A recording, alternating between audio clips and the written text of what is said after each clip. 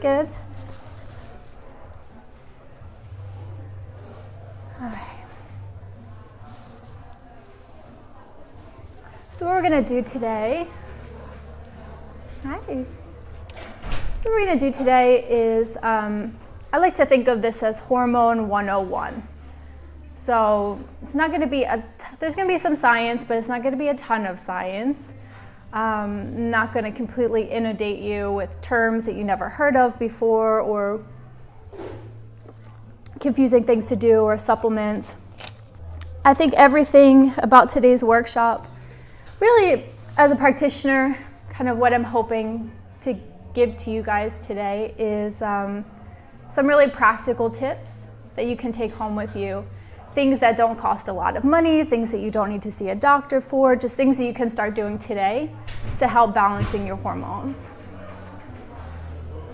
It's all right. No, we just got started just 30 seconds ago, so you're totally fine. Hi, good morning. So what we're going to do is I'm going to start off with, I'll tell you a little bit about myself. I'm going to ask you guys some questions, nothing too difficult. It's kind of easy questions. And then we may break for our little breaks for a few minutes of meditation. Totally fine if you've never meditated before, but what I like to do is combine this, the talking, combine the scientific with the body as well. So I'll be talking to you, you'll get some information, then we'll take a pause so we can integrate it with the body. And I think while we're doing that, I'll be teaching you some techniques, techniques of how you can kind of assimilate this down in your body as well. Hi guys. Hi. Welcome. It's all right, we just got started.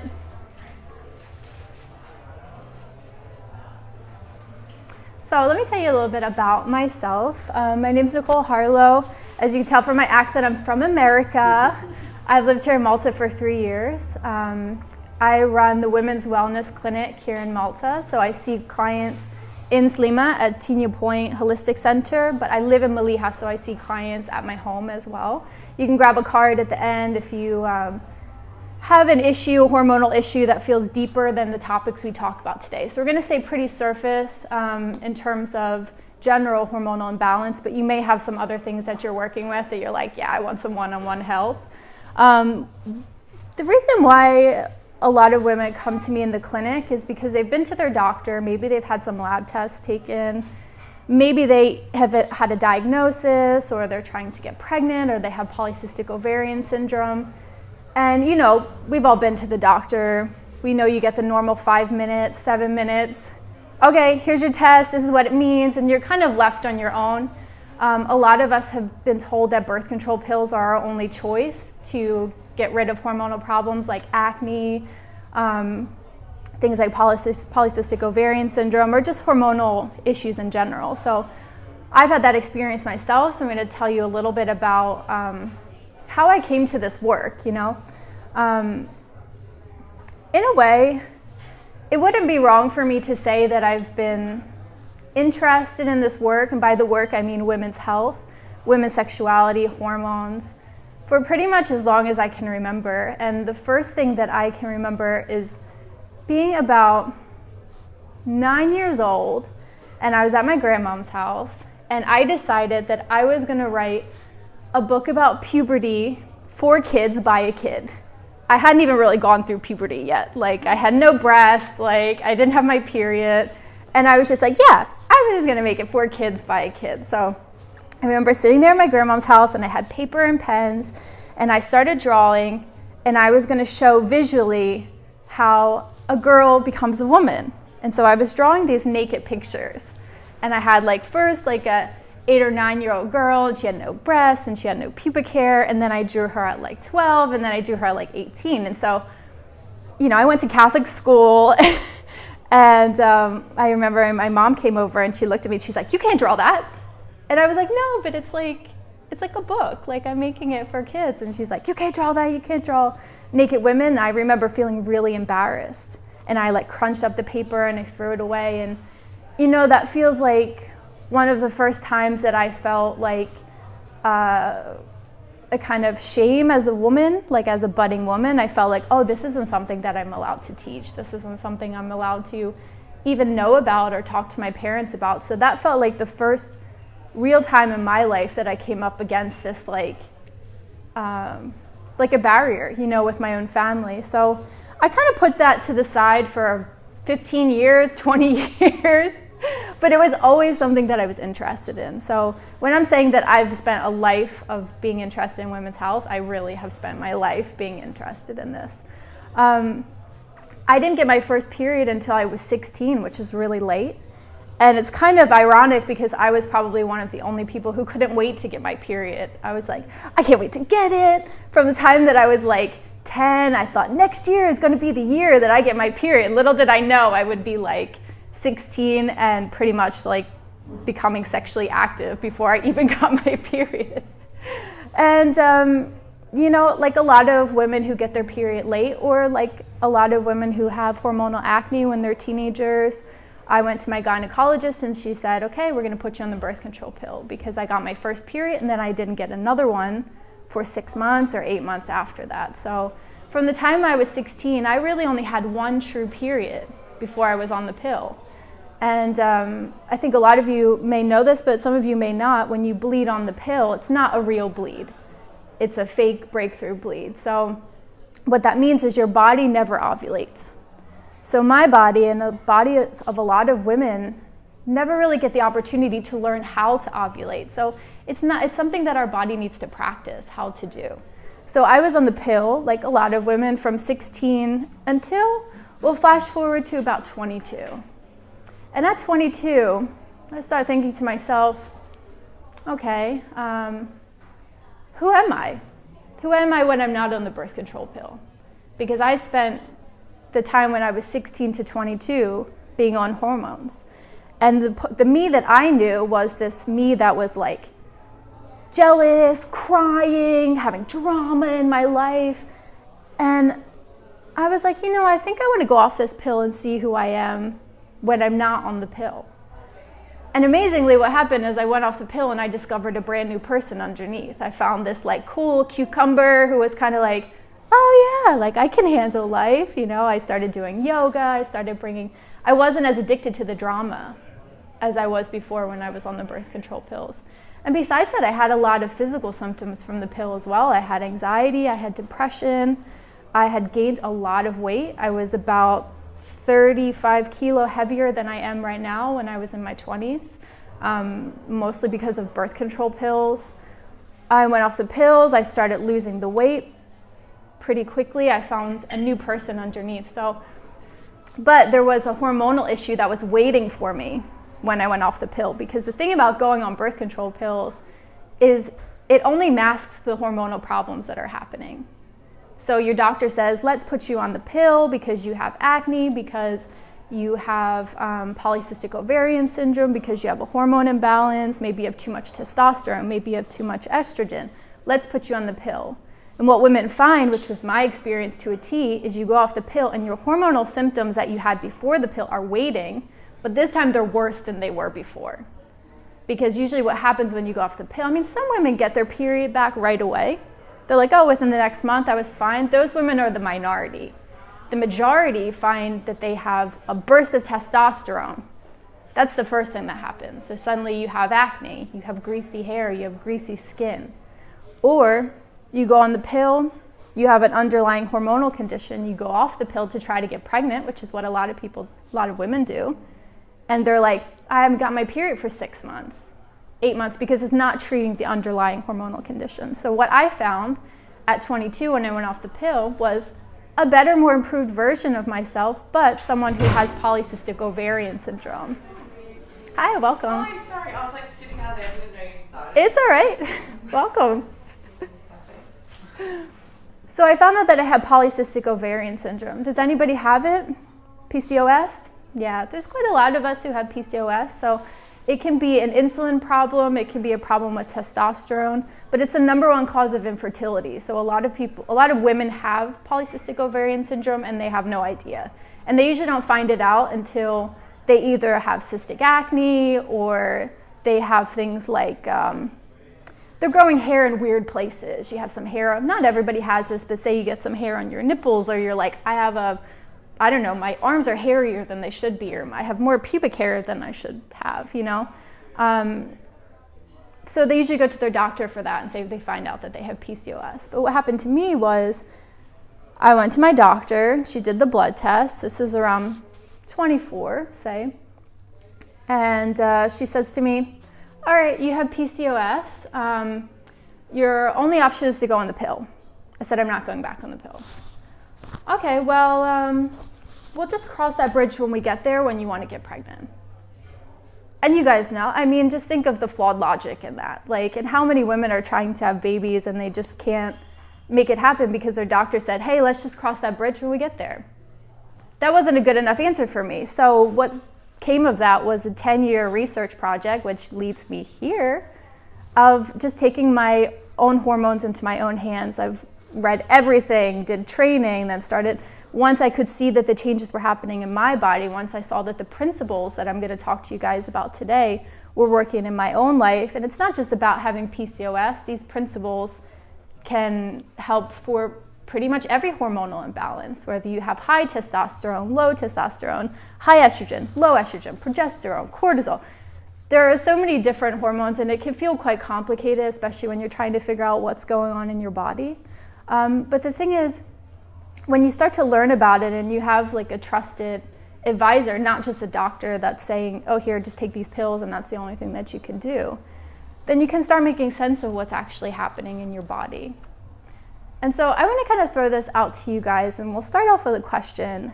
And that's, raise your hand if you have premenstrual syndrome. If you have premenstrual symptoms, if you have, let's see, before you get your period, you have moodiness, teariness, anger, tender breasts. All right, good. So that's pretty much everyone. And the thing is, so the reason why I start with the PMS symptoms, or PMT, some people call it premenstrual syndrome, it's a series of symptoms that happens right before you get your period. You may get migraines. Anybody get migraines before they start, right? Okay, so a few days before your period, or perhaps a couple days into the period, is that usually when it's at? Yep, okay, so that, I'm not gonna diagnose you here, but typically that's a low progesterone issue. So the thing is, as women, and the reason why I point these out is because we're not taught anything about our bodies. We have no user manual. Our parents don't know. Our parents weren't taught. Our doctors aren't taking time to talk to us. And I sound like I'm down on doctors, and I'm not. I think doctors have a perfect role in women's health. I think there's a great reason. You know, I work with women at the clinic who are also working with their doctors. They get the lab test done, they bring it to me, and then I take the hour to sit down and talk with them and say, hey, this is how it's all connected. Because that's not something you're gonna find at the doctor. The doctor's gonna give you your labs. You may get 10 minutes if you're lucky, 20 if you have private health care, maybe you're paying a bit more, but you know, if you're going to like the gynae here or anywhere, even in America, it's the same when you're paying so much money.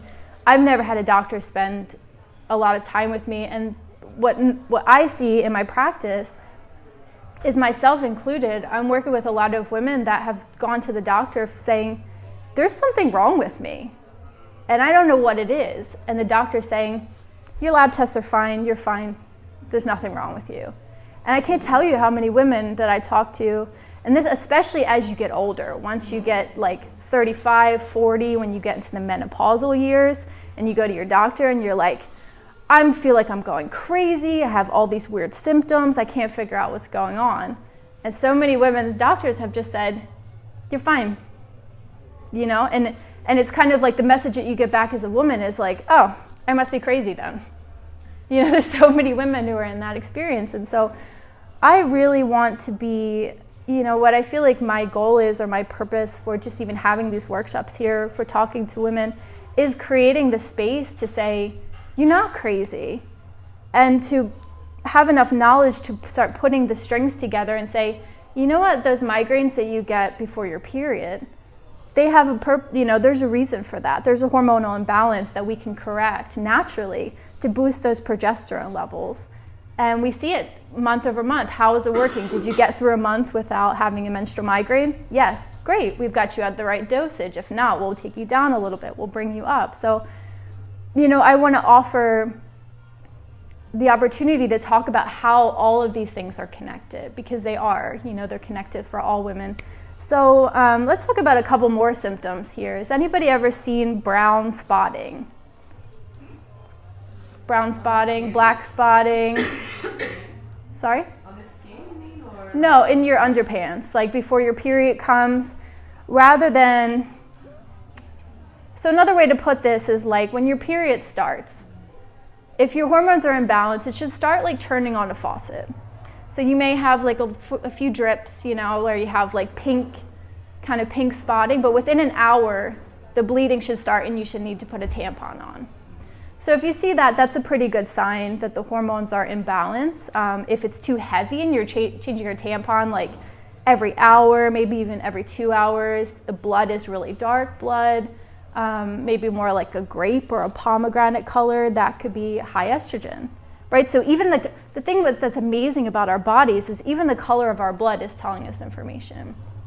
So if you ever wipe, and you are getting like spotting and it's like kind of a brown or like a black and it's not heavy at all, like you wouldn't need to use a tampon, you probably don't even need to use a pad, you've just messed up your underpants, really. You're like, oh crap, like now I have this like brown stain. I know maybe it's a little bit TMI, but hey, this is what I talk about all day long, is this kind of stuff. So for me, nothing is TMI.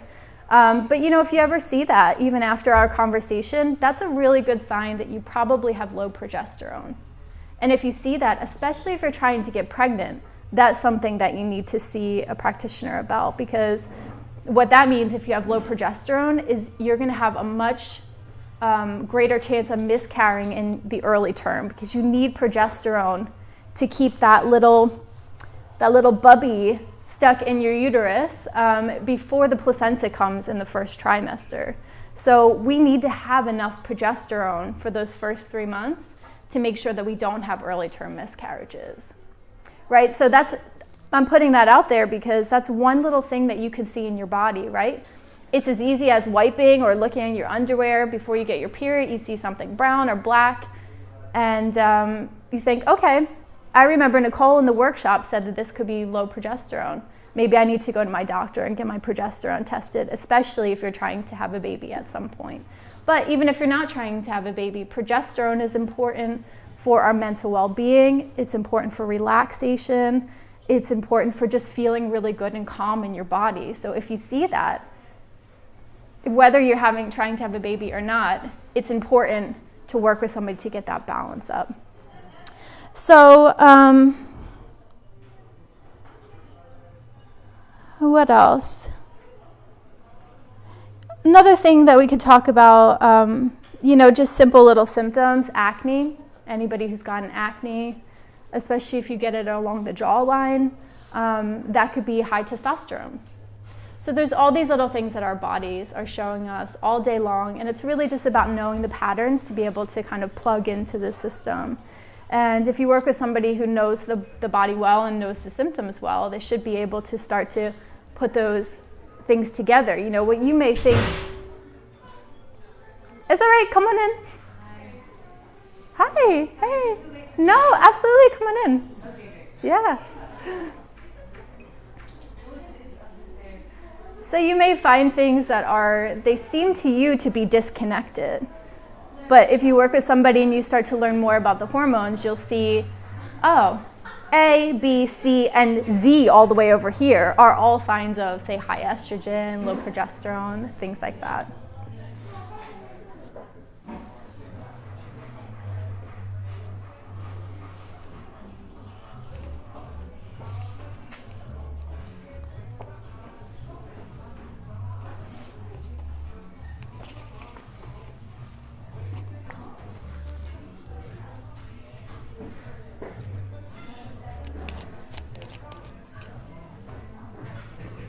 Hi.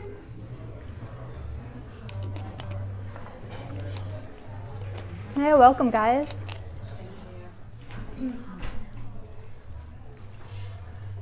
So So we're just talking about the wide world of hormonal symptoms and how you can start to connect the dots.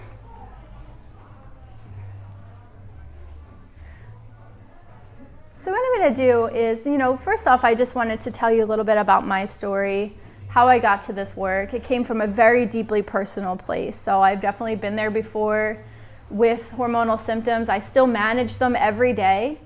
And, the thing with hormones, especially if you have a hormonal imbalance, is it needs to be an everyday, hi, welcome. It needs to be an everyday commitment.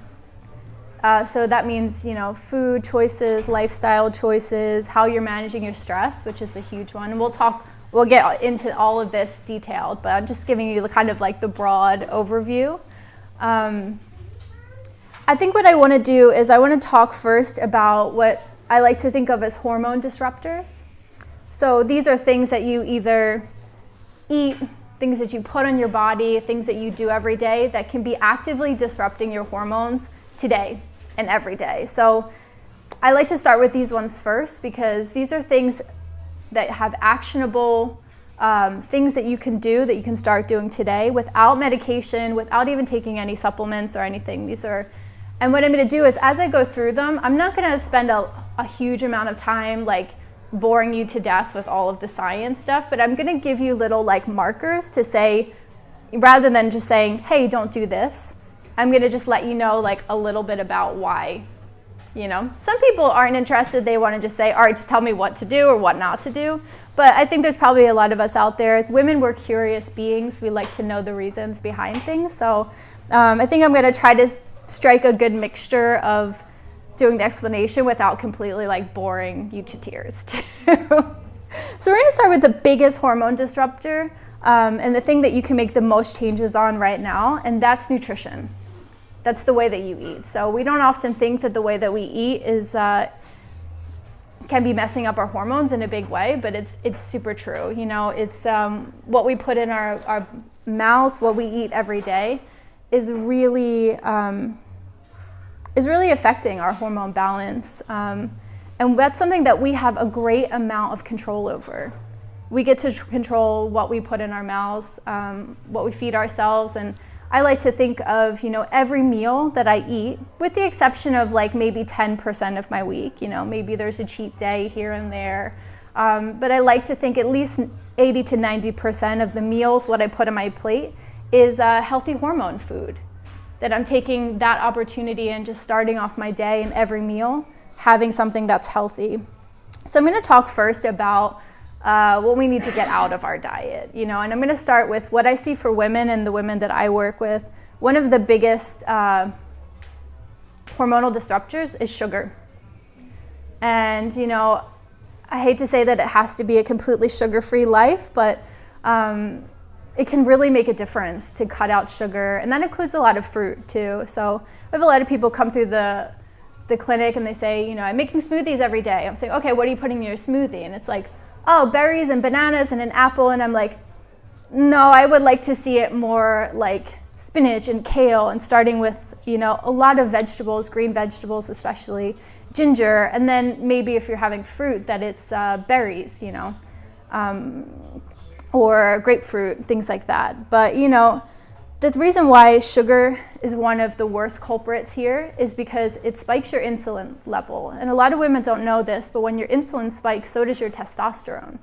And as women, we need a bit of testosterone. Testosterone makes you feel good in your body. It raises your libido. It raises your confidence. Testosterone is the hormone of vitality for women. And it's why so many women, when they go through menopause, feel that real slump of their libido. They feel that their breasts are droopy, they're starting to gain weight, and testosterone is one of the main reasons why women suffer so much in menopause. So if that's one thing that you remember, sugar, insulin spike, testosterone spike. And when we know that testosterone spikes, it means that we're not making, so if you think about your hormones working as a symphony orchestra, every hormone has its place and every hormone has its rhythm. And when one of those goes out of balance, the symphony sounds like shit, basically. And depending on which of those parts of the orchestra is out of balance, you'll get a whole new set of symptoms based on that. So symptoms from high testosterone could be infertility. You could not ovulate.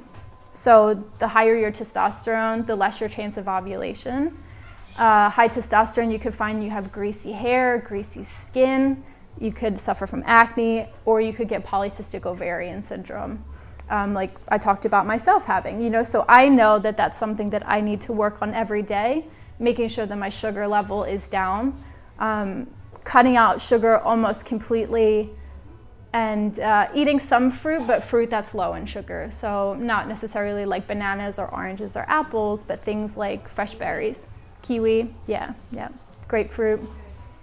Pomegranate also I would put in like the good kind of thumbs up. So the same thing works for refined carbohydrates and processed foods too.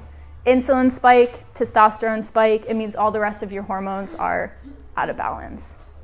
Gluten is another one. Everyone's talking a lot about gluten and celiac disease, but regardless of whether you have celiacs, most people have some intolerance to gluten.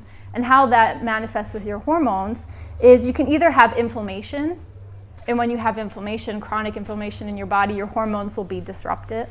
Or it could also manifest as leaky gut syndrome. You guys know about leaky gut syndrome?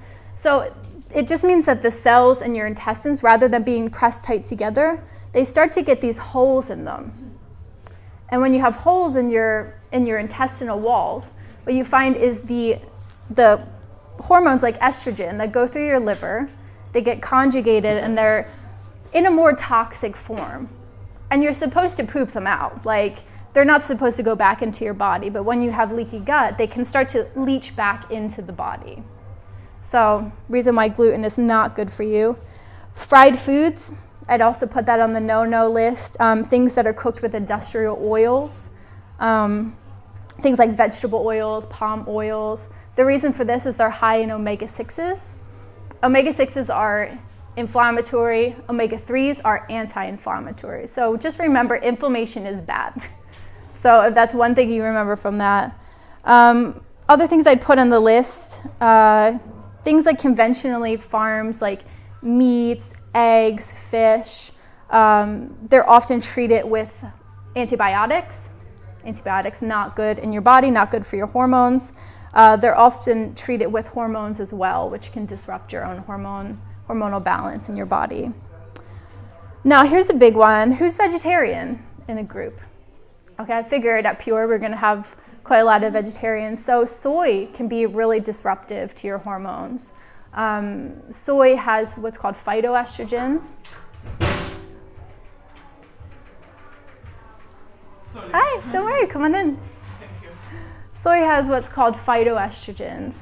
And if you're a menopausal woman who's low in estrogen, I would actually recommend a little bit of soy because it can help in your body to raise the estrogen levels. But if you're a normally cycling woman and you're not perimenopausal or menopausal, I wouldn't recommend soy. And you know that's hard. As a vegetarian, you're thinking, well, if I'm not eating soy, how am I getting my protein? I would definitely recommend beans, especially soaked beans, other proteins that aren't made from soy. Now, I make a little bit of an exception here with fermented soy products. Tempeh is great for vegetarians. That's a protein that I would definitely recommend. So if you can find your soy fermented, that's good. But I wouldn't personally recommend things like tofu or soy milk. I would make a switch to another vegetarian protein. And then things like non-fermented dairy, so cow's milk, cheese, ice cream, heavy cream, these could cause inflammation in the body as well, which can disrupt your hormones. And also leaky gut too. So that usually leads to the question of like, right, so there was a list of all the things that I can't eat, and it feels like almost everything that I eat, so what can I eat?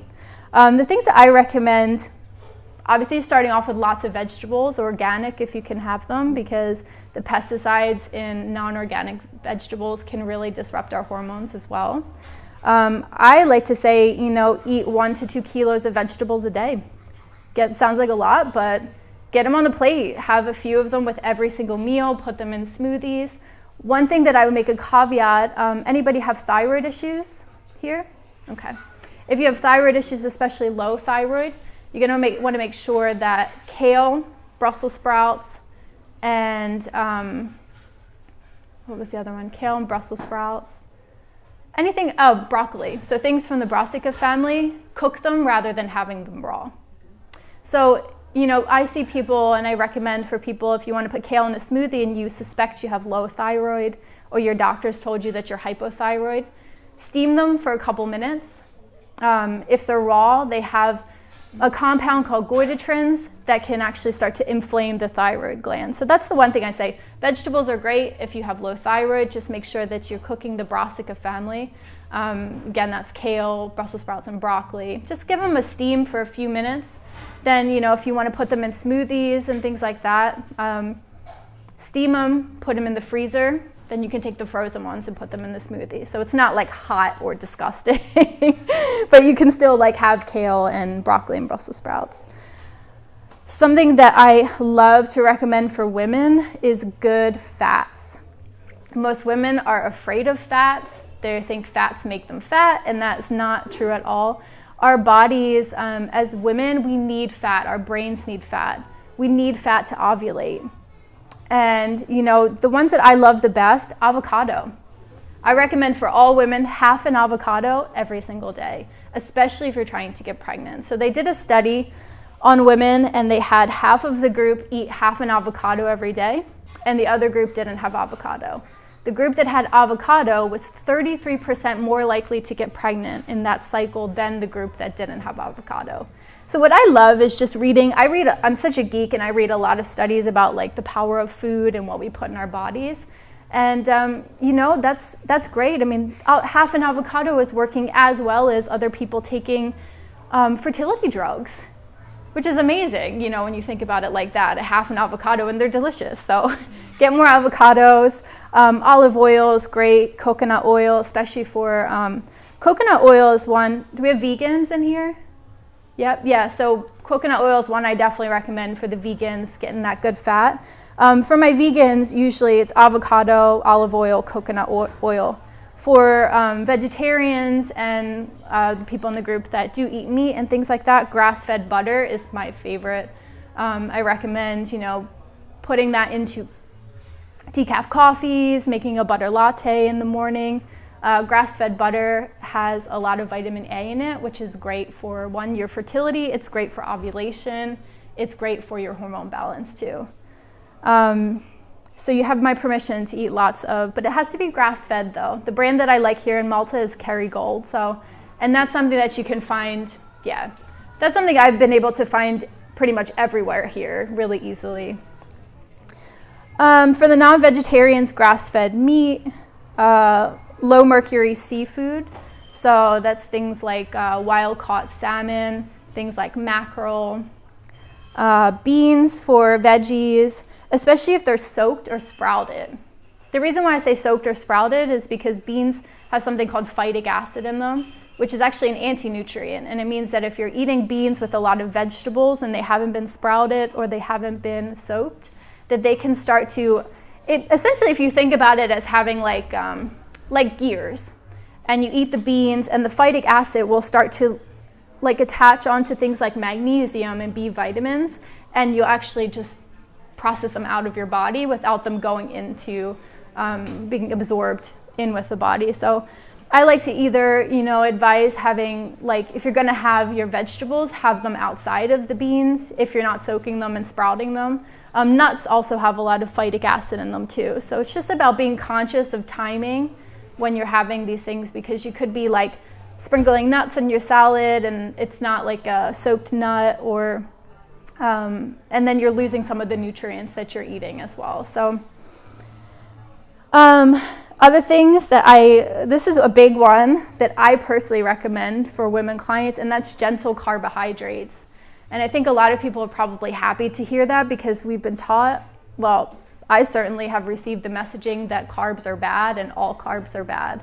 But the thing is, especially if you're trying to get pregnant or if you have a hormonal imbalance, gentle carbs can be really good for your body. So when I say gentle carbs, I mean things like sweet potato, regular potatoes, and rice. They're my favorite ones to recommend for women. want to pause here to just like talk a little bit about ovulation, because I think when I talk about carbohydrates, because a lot of us have instilled kind of fear with carbohydrates. If we eat them, we're going to get fat, and there's a lot of pushing like keto diets and just protein and vegetables and fats, but no carbohydrates. The reason why carbohydrates are important for your hormonal balance, it's all about ovulation. The whole cycle is about ovulation. So ovulation is the most dramatic thing that happens in our month. It's the whole reason why our hormones are in balance is for ovulation. And the thing is, if you're not getting any carbs, your body starts to feel like it's in starvation mode. You may be getting enough calories, but if you're not eating any carbs at all, say you're eating like a keto diet, say you're not eating enough calories in the day, you're just like on this like on a juice fast, for example, or you're like, I'm not talking about a short juice fast, like for cleansing. I'm talking like, you're eating just vegetables and protein.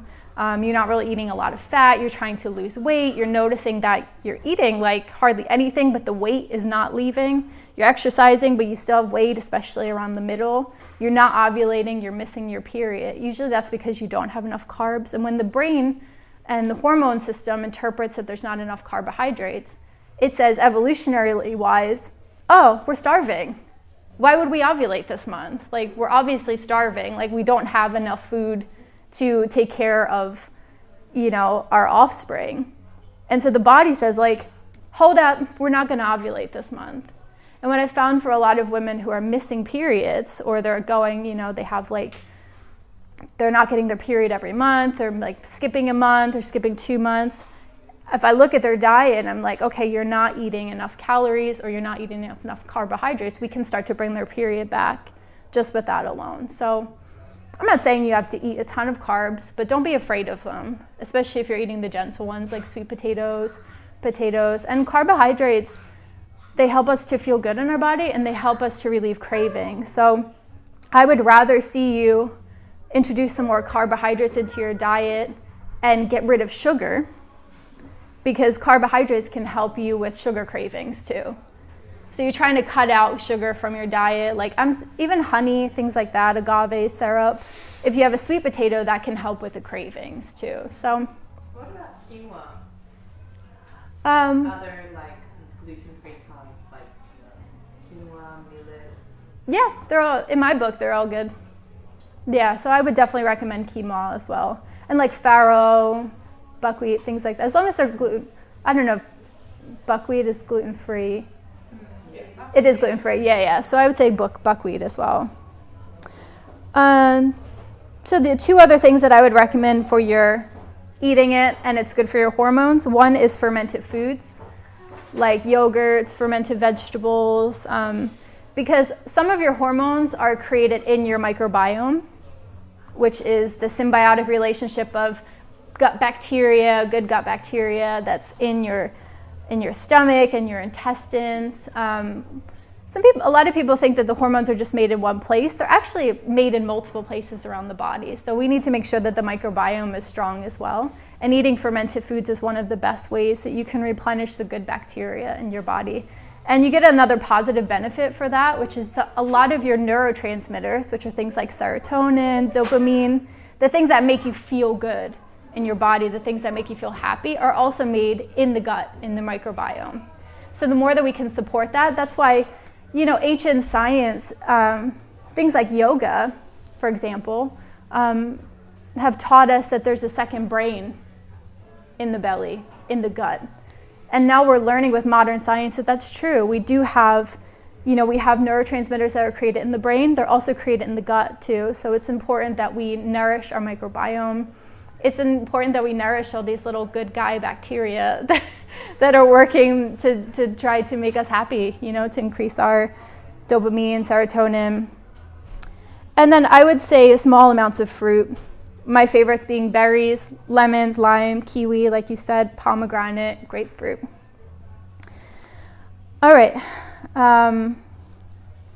It's a lot of information. You mentioned yogurt. What kind of yogurt? Sugar-free yogurt, but Greek or plain is fine. Organic if you can get it. But also, coconut oil, coconut yogurt I would recommend that as well too. Just not soy necessarily. So we're going to talk about some other things that are hormone disruptors too. I told you food was the biggest one, so we spent quite a lot of time talking about the food, but that's something, like I said, we have an opportunity to, with every meal, make sure that we're supporting our hormones with the things we're putting on our plates and the things we're taking off. But I've got two here that I think you guys are going to be disappointed when I say them, but I have to be real with you guys. One is alcohol. Alcohol doesn't do women any favors at all. What it does is it clogs up your liver. We need our livers to process our hormones. We need our livers to be in really good shape in order to have hormone balance. And the thing is, you can disrupt your hormones with just a drink a night. That like typical get home from work, have a glass of wine can be contributing to hormone balance. I think usually it depends on the hormone imbalance. Menopausal women have it the hardest. If you're like coming into perimenopause, menopause, it's really important, I say, for women to cut out alcohol almost completely. If you're cycling and you're not perimenopausal, so if you're, younger than I'd say about 45, kind of making that around the cutoff point, then I'd say a couple drinks a week are okay, so maybe saving it as more of a treat rather than an everyday thing. Because even that one drink a day, if that's kind of the habit that you get into, can contribute to hormonal imbalance. And the other thing is it converts to sugar too. So like we talked about before, sugar spike, insulin spike, testosterone spike. So for my PCOS clients that I have, I usually ask them to cut out alcohol completely. Caffeine is the other one. I know, I always feel bad telling those ones because I feel like I'm robbing everyone of their normal joy. I'm like, no alcohol, no caffeine. So how many coffees can we still drink a week? Are you trying to get pregnant? Okay, if you're not trying to get pregnant, then I think you could probably get away with one coffee a day with caffeine, or even making it a half calf, like half caffeine, half decaf. But I'd say if you're trying to get pregnant, I would cut out caffeine completely, because they did studies on women who just had one coffee a day. That's all it took, one coffee. And they did, women who were just having a coffee a day versus women who didn't have any caffeine at all. And the women who didn't have any caffeine were 50% more likely to get pregnant during the course of the study versus the women who had 1 cup of caffeine a day. And that includes green tea too. So I'm saying, like most of these things, they're not completely black and white. So I can give you the principles here, but it's more like a one-to-one thing. Like if you're trying to get pregnant, I would say no caffeine at all. If, if you have normal regular cycles, you're getting your period every month, you don't have a lot of hormonal symptoms, you can probably get away with 1 cup of coffee per day. Sorry, I missed the thing about the green tea. Is it good or bad? If it's green tea with caffeine, I would lump it in with caffeine, yeah. Chocolate has caffeine, so Yeah, not as much as the coffee or the green tea though. And the good thing is I'm not taking your dark chocolate away, so at least I'm gonna give you something back. And thank you, Ren, for bringing that up too. Because the good thing about dark chocolate is that it has really high levels of magnesium. So it's a good trade-off. You're getting a little bit of caffeine, but you're getting a lot of magnesium. And cacao is a superfood. So when it comes to chocolate, I said, make sure the higher the percentage is better. I like to see people, women eating at least 75% or above, even better, because then you're getting, the more that the number bumps up, the less sugar that you're getting too. And the more you're getting closer to that, good cacao. If you can get raw cacao, that's even better. Raw chocolates, or try to make your own. There's plenty of recipes online. It's really easy to do. I make my own, as like a Sunday treat, and then just mix it up with coconut oil. why do women generally start craving chocolate around their periods? Magnesium. Yeah, absolutely. It's not It's not the really the sugar. sugar, it's the magnesium. Yep. And there's clinical research that, for women who have, say for example, chocolate for whatever reason is something that you have an addiction and you're trying to get rid of it. especially like around your period. They've had women supplement with magnesium powders and magnesium tablets, and the chocolate cravings have gone away. So it really is coming from a biological place, you know. And then the other reason is chocolate does have a dopamine effect in our brains, and so it's giving you that hit of like, I feel good now. So alcohol, caffeine, yeah.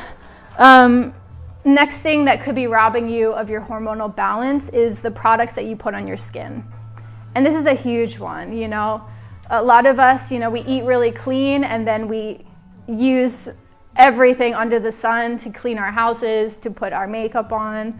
You know, I'm guilty of it as well. And I'll have a list here of things that I'd like you to swap out for natural, but the way that I like to put it to people is not thinking that you need to throw out everything and start afresh, because I know how expensive that can be. But I like to invite you, as something runs out, to replace it with something that's natural. So the things that I think can be the biggest culprits: deodorants. I'd say that let that be number one. When your deodorant runs out, use a natural one instead, buy a natural one. Shampoos and conditioners, soap, lotion. You know, the skin is the biggest organ on our body. It's completely porous. Anything that you put on your skin is going to wind up in your bloodstream.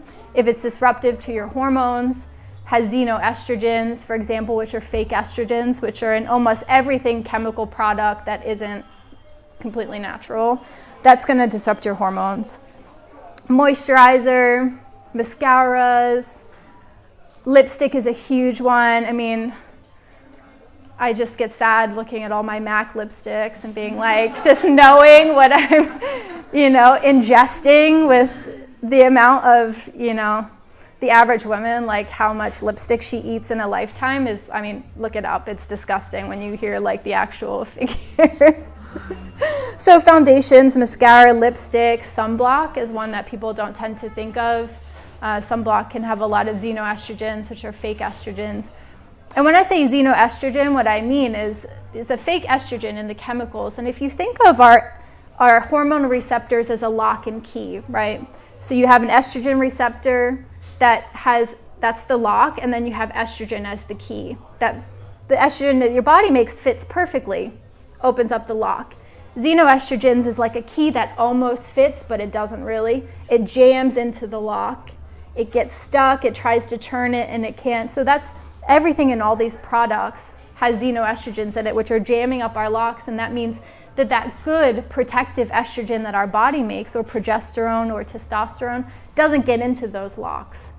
It's completely bypassed. So even if you're making enough hormones, for example, you could look at your labs and your doctor could say, your estrogen's fine, but you're using fake deodorant, full face of makeup every day, all body lotions, not to mention the things we spray in our houses, the things we clean with. So your labs may be fine with estrogen and you're not getting to it because all of your locks are jammed up by these unnatural things. So I don't say these things to scare you at all. I say these things, one, because they're real and they're true, and two, just to inspire you to start throwing out things. What I did in my own life is I just took it section by section. I said, right now I'm going to concentrate on my makeup bag. And every time this runs out, I'm replacing it with a new one that's natural. You know, but I'd say for women who have pretty severe hormonal imbalances, we may need to throw those out faster than the average woman would too. So where can you buy the natural makeup? Does anybody know if they sell them here in Malta? I do everything online, pretty much. You can find a lot online also. Yeah. You can find organic natural ones online, or so cafe. Yeah, a brand that I started using is it's quite expensive, but no more expensive than you would just buy, you know, MAC lipstick or something like that. It's called RMS Beauty, and I got a concealer from them. Because for a while there was like, oh, but the quality is not the same as like, I don't know, Lancome or something like that. But I find the quality is getting a lot better. I use RMS. I haven't tried all of their stuff, but I got like a highlighter that looks beautiful. Like I don't have to use anything else. Like the base is coconut oil, so it's raw, it's natural. And I put it on my skin and I'm like, holy shit, I don't have to use anything else but this. It just brings such a glow to my face. So I'm definitely sold on that brand. Were you going to say something? No, I was thinking that especially in Malta is cheaper than, for example, than in Italy. Coconut milk, but coconut oil. Yeah. I used to buy to use on the skin. Mhm. The one that I use for for cooking. Mm-hmm. Because if you compare, for example, the price as well, the one for cooking is almost cheaper than the one for the body, and it's completely 100% coconut oil, Yeah. not other stuff. Yeah, I use it for cooking and my skin too. Me like for deodorant, no, anti-deodorant, so Yeah. for the smell, Uh-huh. for example, I use just after shower bicarbonate. Yeah, mm-hmm. Yes, Bicarb, yeah. In that place, I don't know in English, that place. Yeah, armpit. Yes, when I am still wet, Uh-huh. just I put some bicarbonate. And, Yeah.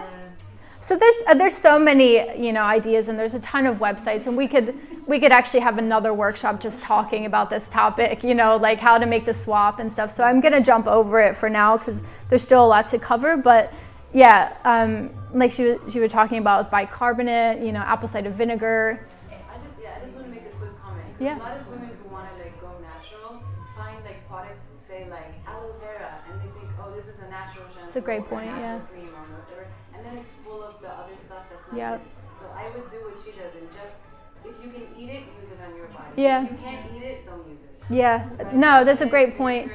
Oil. Yeah, and there's a website from the Environmental Working Group where you can look at a product, so something says, I don't know, like you said, like natural aloe vera, but then 50% of the so you can actually go to the Environmental Working Group's website, you can put in the brand, you can put in the product, and they'll give you a rating from 1 to 10. They'll tell you the ingredients that are bad for you.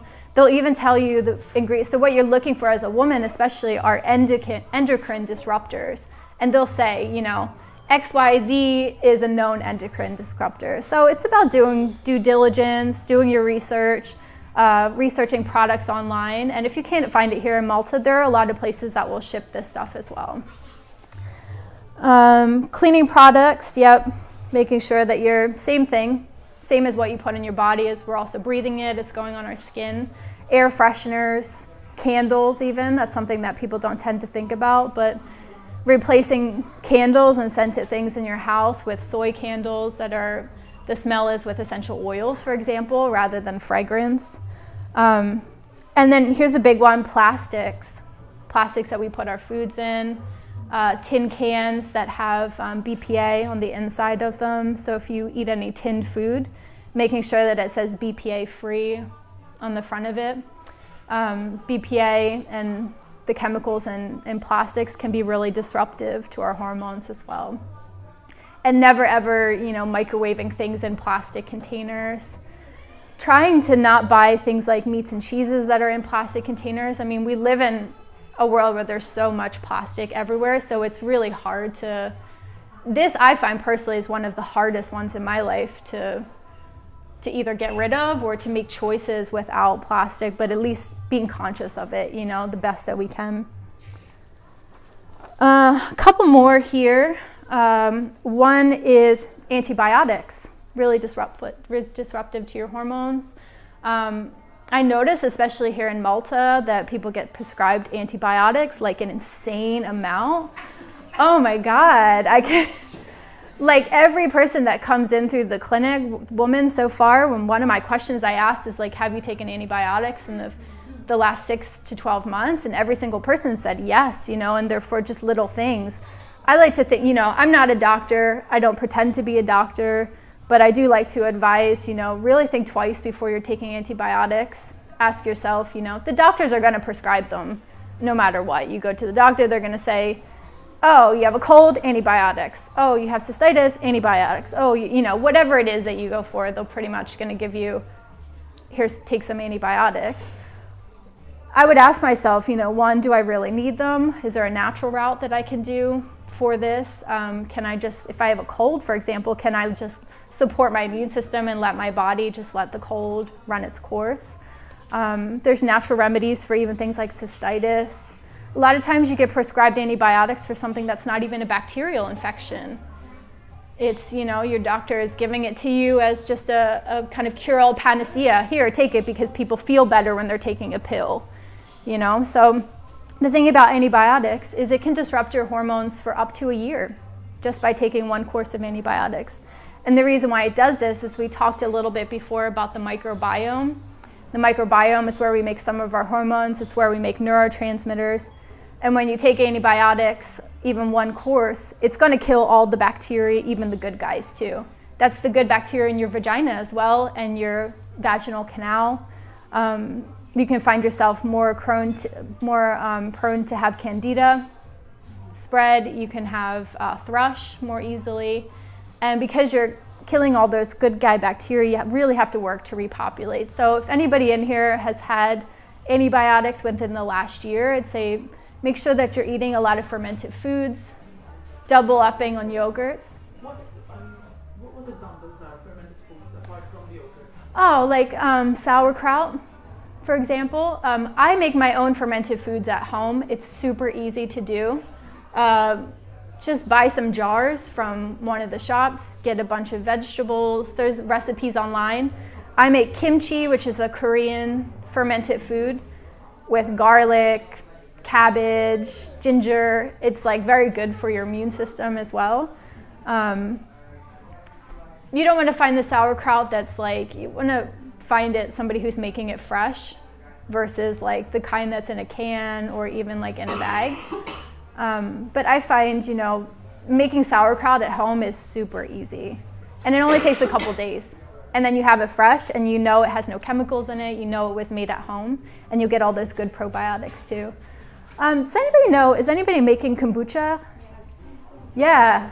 Yeah, it's really good. Where, do you get it here in Malta? No, I haven't found. I was recommended. That's what I was asking, yeah. Actually, because there is one Karma kombucha, which is really good brand. Yeah. But I was doing it back home. My mom has now a big bowl of kombucha. Where are you from? I'm from Finland. Oh, okay. Yeah, in America, kombucha is like everywhere, like in the major cities, like even at gas stations and things. But has anybody found it at all here in Malta? You make it at home? Yeah. But have you found it anywhere to buy? It used to be imported, but then they stopped. Oh, okay. Because I haven't found. You make the culture itself, or like in a bottle? No, I mean, that's an idea. Like, I've made it myself here, and I've just bought a SCOBY online. That's the symbiotic culture that you need to get it started. And again, you just need black tea, sugar, and the culture and some water. We had it here for a while. We made it. Yeah. And you can buy it in Casa Natura. Yeah. Oh, you can? Like already in bottles. Oh, good. Yeah. So so kombucha is a fermented tea that has probiotics, Yeah, it's really changed my hair and my nails, and the whole system was feeling really Oh yeah. I mean, I feel like my immune system is like killer when when I'm having the kombucha regularly. I was like happy when I was drinking it. I thought, oh wow. Yeah. It felt to my second brain.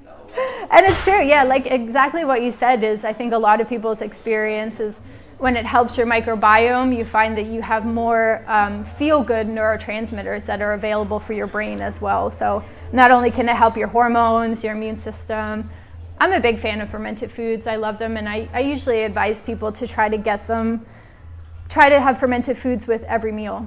So whether that's like, I usually ferment like 3 or 4 things, so I'm not eating the same thing over and over again, but I might have like sauerkraut with dinner.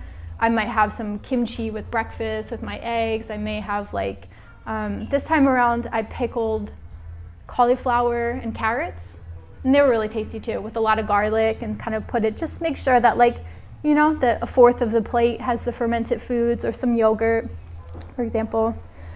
Birth control pills, endocrine disruptors, like we talked about in the beginning, but I wanted to say that again, add them to the list. And this is the last one on my list for endocrine disruptors, and this is the only activity that I put on here. And that's maybe surprising to you guys, but it's exercising for too long. By too long, I mean over 45 minutes, not including yoga though. Unless it's like hardcore, like power, like maybe, I don't know, maybe like a hardcore Bikram yoga or something would like fall under that, but I'm talking more like on the elliptical machine for more than 45 minutes. And the reason why it can be an endocrine disruptor is because studies have shown that after about 45 minutes of hard exercise, including running too, that your cortisol levels spike. So cortisol is your stress hormone. And the thing is, and this is really what I found really interesting when I dug down into all this information. So a lot of your hormones are made in your adrenal glands, which are on top of your kidneys. They're two little kind of cute glands that are like back here on your back. Now, these glands make your hormones like progesterone, which is, like I said in the beginning, is the calming hormone. They also make stress hormones too, like cortisol. But the thing is, they can't make both at the same time. So when you're chronically stressed, even if it is from something good, for example, like exercising for 45 minutes or more, when you're stressed, the body makes more cortisol and it doesn't make the sex hormones that we need. Things like a little bit of testosterone, things like a lot of progesterone that we need to feel good. So that's also the reason why the caffeine isn't great for you, because caffeine actually creates a bit of a stress response in the body. You feel kind of uplifted, but from like a biological perspective, your adrenals are actually pumping out a lot of cortisol too. So the more that you're chronically stressed, the less that you're creating the hormones that you need in your body. And that's kind of a good segue for me to the next section. So we started off, this chunk of time has really been talking about things that you can remove. And this second section, which will be my last section for the workshop, is more about what can you add? What are these like hormone hacks? What are some things that are important to do for your hormones? And number one, I say this and I always feel really kind of like, it sounds like a really cheesy thing or like, oh, that's so obvious, but it's finding positive ways to de-stress. And, I like to talk a little bit about the science behind it because I think it's important. Everyone tells you to stress less. It's like, oh, like stress less and you'll get pregnant. Stress less and you'll get your period. Stress less and you'll, be happier. You'll be less anxious. You'll be less depressed. But the reason why it's so important, especially for women, is exactly the scenario that I just laid out for you with cortisol. The more that you're stressed out, especially if it's chronic stress, you're finding yourself having difficulty falling asleep, for example, the more that you have cortisol, the less that you have the rest of your available hormones. And if you're in that situation where you don't have the available hormones, you're not getting your period, you're not ovulating, that's at the top end of the scale, but you could find yourself having just hormonal symptoms like menstrual migraines, like sore breasts, when you're coming to like getting your period, like mood disorders, anxiety, depression, low libido, for example. So that's the biological pathway. It's kind of like a downstream pathway. We've got stress at the top, but these are all of the ramifications for it. What it comes down to at the bottom is like not being able to get pregnant, not being able to ovulate, not being able to have a regular cycle. And what's in the middle are all of these chronic symptoms that you may, for a lot of women, I asked you in the beginning whether you got PMS symptoms, and almost everybody said yes. The thing is, we were kind of just taught as women that that's part of being a woman. But actually it's not. PMS symptoms like mood, like the teariness before you bleed, like the anger or rage or irritation with a partner, that's actually a sign that your hormones are not quite in balance, or we haven't treated ourselves very well the month before. So I like to think of those days leading up to your period as a report card. It's kind of your body's way of saying, you did a really good job with me this month, or we can improve it a little bit more. So when you get to those 3 days before and you're just like, I'm irritable, I'm crying, I'm craving everything, I'm bloated as fuck, oh my God, like what's going on? That's your opportunity to like look back and say, what did I do? How did I was I really stressed out and I didn't support myself in the stress? Did I eat for my hormones? Did I eat for good hormone balance? Like, you know how many women have like an excruciating period in January because of what they ate over the holidays? You know, January, that period in January is not going to be fun for so many women. It's heavier. Women find it's heavier. They have more cramps. They're more kind of premenstrual before it happens. And it's like, well, we can look back and see, all right, what did you do over the holidays? Oh, I ate tons of cookies. I drank loads of alcohol. I went to parties. I was super stressed out. You know, I had family dynamics that weren't. So for every woman, it's different. But I feel like that's one that most women can relate to. Oh, I let things slip over the holidays. Come January, oh, now that I think about it, yeah, I had a lot of cramps. Or, you know, for people who have polycystic ovarian syndrome, for example, you may not get your period that month. You find that you skip it or it's a little bit late, for example. So there's all these patterns that we can start to see, you know, this, like, I like the idea of the report card. Like, what's your body telling you? You know, if you're having really intense cramps one month, that could be because your prolactin levels are really high, and that's a stress factor too. So, you know, there's all these things that we need to look into. And for every woman, it's different. So if you are having like some more intense symptoms, you know, definitely work with somebody, like, and get that kind of individual assessment, for example. But I find that for most women, the period can be the thing that tells you a lot about your body, and we're specifically looking about those like 3 to 4 days before you start to bleed. And I think the natural question is like, well, then what should it be like? Because if we've gone our whole menstrual life thinking that PMS and that kind of moodiness is all part of the just part of the package of being a woman, then what should it look like? The thing is, if your hormones are in balance and you're treating yourself well, you should just kind of slide into your period. You may be a little bit more tired, you know, that's the luteal phase, and that's the part of our phase as women that we're a little bit more introverted. So those are natural. You may feel a little more introverted. You may feel a little bit more like, you know, I think I need to just like cancel my plans and maybe not go out and take care of my body, but it should be a gentle kind of sliding into the period rather than what we often, almost all of us, find, which is a roller coaster of emotional symptoms and physical symptoms that kind of crashes us into getting our period. But I think if you take even a few of the suggestions that I made today and take them with you, you should find that next month and start looking and see, you know.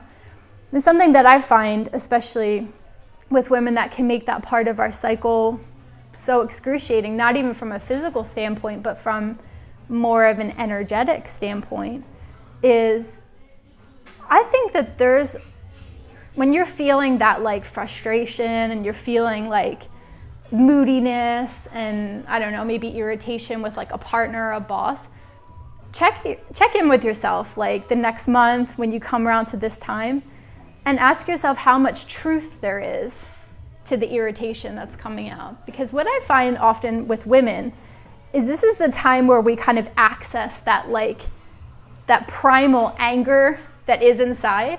And I notice that even with myself, like the irritations that can come up before PMS, like before my period, often have a root in reality. It's just not coming out very well. And as women, I think we're taught to dismiss that part of ourselves and say, oh, I'm just crazy. Don't mind me. I'm crazy, you know?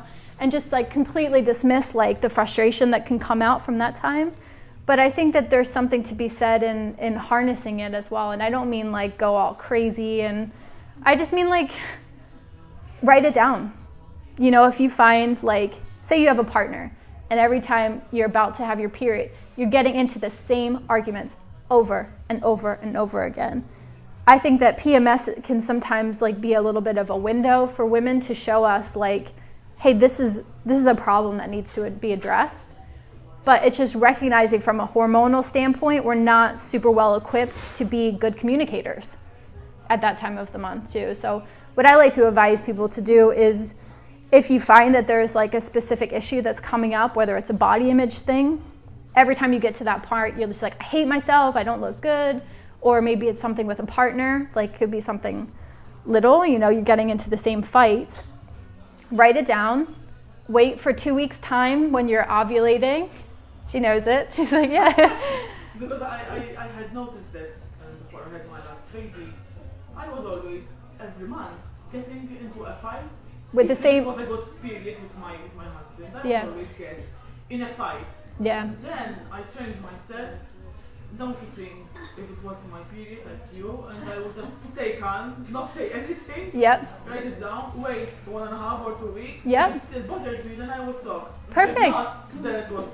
So you kind of felt intuitively in your body what I do recommend for people, because when we get, 14 days later after that, when we're in the ovulatory part of our cycle, we statistically, and this is scientifically proven, I'm not just saying this, like women have better verbal skills, women have better communication skills, we're more open to talking from the heart space with someone. And so I find, especially in relationships, if you find you're getting in, like you said, if that's a pattern of yours, write it down.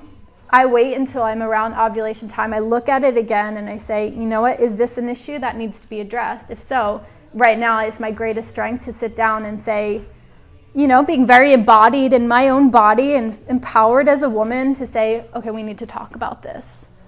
And I'm not going to cry and I'm not going to fly off the handle and I'm not going to freak out. But I'm going to sit down and say, hey, listen, these 3 things that are happening are not right with me. So, I'm a huge fan of using our cycles in that way too. And that's a whole nother workshop that we can do. It's just like the 4 phases of the cycle, and not even scientifically, but how you can use them to be better at basically everything in your life.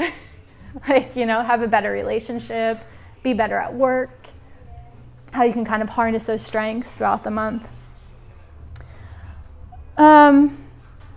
So that first hack, the hormone hack, is finding positive ways to de-stress. My favorite ways of doing this, yoga and meditation for everybody. It doesn't matter your fitness level, it doesn't matter your spiritual beliefs, it doesn't matter if you're fidgety or you can't sit down. There's no excuse. There are so many free apps out there. There's classes here in this room. There's lots of stuff going on here in Malta, but you can squeeze in 5 to 10 minutes of kind of stretching your body, but particularly meditation, which is, I think, one of our most powerful ways of learning how to de-stress. Because the thing is, I say to women, someone's trying to get pregnant, for example, and it's not happening, and I may say, stress is your number 1 factor. But the thing is, for most people, you may not be able to remove those stresses. If I have a client who's coming to me and say, I'm trying to get pregnant, but my mom's dying in the hospital of cancer, I can say you need to de-stress, but I can't remove that stressor from her life. But what we can do as women is we can find better ways to cope. We can find more strategic ways of coping. And I think meditation for me is the most powerful way of doing that. Even if it is 5 to 10 minutes. And what's that going to do from a biological level is it's going to reduce the cortisol, that stress hormone.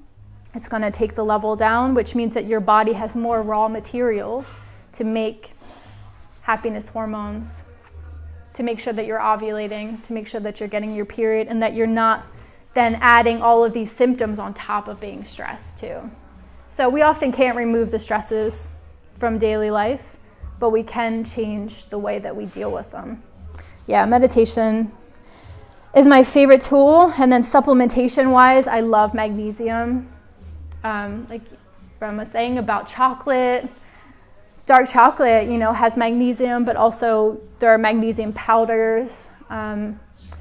Usually about 3 to 400 milligrams is what I would recommend. I like to use it in a powder, magnesium citrate, and I just take it before bed. It's going to help you sleep as well, especially if you're a woman who has symptoms of insomnia, or maybe you find it difficult to fall asleep, like your brain sort of wired when you're trying to get to sleep. Magnesium can really help that. And something else can help with our stress level is increasing vitamin D. We're all pretty lucky to live on an island that has lots of sunshine, so we are, even going about everyday life in Malta, you're getting a pretty good amount of vitamin D, even if you're not like sunbathing or anything. But if you suspect that it's low, you can always get that tested with your doctor too, and supplement to kind of bump up the levels too. Second healthy hormone hack is restorative sleep. Sleep is very important for hormonal balance. If you mess up your circadian rhythm, again, it all comes back to our adrenal glands and the cortisol spike. The more that we spike our cortisol through stressful activities, the less our hormones are going to be in balance. Some things that I recommend for like getting a good night's sleep. One is really to just honor your sleep rather than, and when I say honor your sleep, I mean like honor the space that you're sleeping in, not texting, making sure that the phone's not beeping all night long, and making sure that you're having what I like to think of as like good digital hygiene. For some people that's like phone gets turned off at 10 p.m. and then you're asleep by like, hello. Sorry. It's all right. No, go for it. Yeah, so having good digital hygiene before you go to bed. Sleeping in a pitch black room is really good for your hormones, which is like that's kind of one of those weird things that people don't think of, but like especially if you're a woman who doesn't ovulate regularly or has a problem with ovulation, or maybe you miss periods. They've found studies of women who like sleep in a completely dark room with like blackout curtains or like pitch black, or have a sleep mask as well, and it helps to regulate their hormones and helps bring back periods too, even. So it can be something as simple as that. And then, again here, having magnesium before bed could help. Another thing I usually recommend with sleep is an Ayurvedic herb called ashwagandha. I like to put the two of them together as kind of like a mixture before bed, ashwagandha and the magnesium. And that can also help you sleep, and it helps your hormones as well. But do you think that it will make you better sleep, the ashwagandha? Because I'm taking it during the mornings and I feel I get a lot of boost out. Does it have anything else in it? Is it just pure ashwagandha? Yeah. You know what? Ashwagandha is an adaptogen, which means that it will... Do you know about adaptogen herbs? Right, okay. Yeah. So with adaptogens, rhodiola is another one. Korean ginseng is another one. And the reason why they're called adaptogens is they adapt to what you need in your body. So I take it at night, and it doesn't give me any problems at all. You may take it in the morning, and it may pep you up because your cortisol might be low in the morning. Yeah. So, with all of these things, I think magnesium, and that's a great point, I'm glad that you brought that up, because magnesium isn't an adaptogen. It will calm you down. So that's pretty much for everyone across the board. You could have that at night. Ashwagandha, test it out. If you find that, like you're saying, if you get it kind of pepped up, then you'll have it in the morning. That's a good sign that your cortisol is probably low in the morning. Yeah, so it adapts to what our body needs, which is why in almost every culture it has its own adaptogen that they, rhodiola is more like Siberian, and this is like what, people take to survive in the cold, and then like Ayurveda, India has ashwagandha, the Asian Peninsula has like things like ginsengs, for example, Peruvian maca powder. These are all like adaptogens that, they'll go in your body and they'll kind of correct the imbalances themselves. But you do have to like take it and see what your reaction is to it. So do you recommend maca? I do recommend maca, especially for women who have libido issues. And for women, I wouldn't recommend maca powder for someone who has excess testosterone, because it could raise your testosterone. And something that I found personally in my body is I need to like heat my maca powder up. If I have it raw in the raw form, my face goes completely red. But I don't drink any my nervous system is pretty like hyper as it is, so I don't need any stimulation, like any kind of like caffeine, whatever. And if I have the maca powder, it's a little bit too stimulating for me. And then I had read about how traditionally it's supposed to be heated up and kind of put into like a porridge or something. And so what I do is I have a chai tea latte with coconut milk, with a decaf chai tea, and I put my maca powder in that. Maybe put a little coconut oil in there. And I found with my constitution, adding some fat means that it goes into my bloodstream at a slower rate. But if I try to like redose it to myself and just put it in a smoothie, for example, or have it like in a cold glass of water, within 5 minutes, I'll be like, phew, like completely bright red. So I think that's something like, I definitely recommend it, and it's part of my personal tool belt.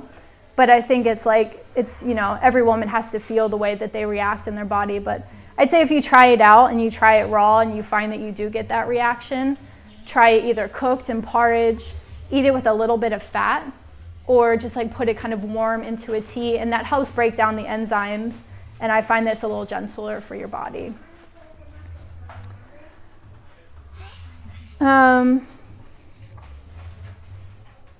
Yeah, I've got 2 more hacks to go before we are finished. The third hack is weight loss and your hormones, which a lot of women are curious about.